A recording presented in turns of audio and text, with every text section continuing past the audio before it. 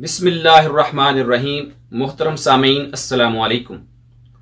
इंसान के अच्छे और बुरे होने का मेयार क्या है, इस झेल में मेरे और आपके आका नबी मुहतशम सल्लल्लाहु अलैहि वसल्लम ने इरशाद फरमाया, इन्नल्लाह ला यंजुरु इला सुवरिकुम व अमवालिकुम वलाकिन यंजुरु इला कुलूबिकुम व आमालिकुम औ कमा क़ाल नबी सल्लल्लाहु अलैहि वसल्लम।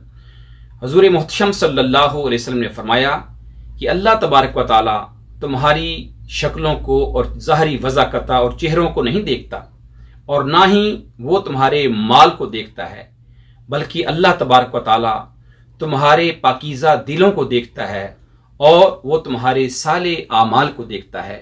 अल्लाह तबारक व तआला नबी पाक सल्लल्लाहु अलैहि वसल्लम की इस फरमान के मुताबिक हमें अपने आमाल और अपने बातन के हिसाब से अच्छा बनने की तौफीक अता फरमाए। वमा अलैना इल्लल बलाग।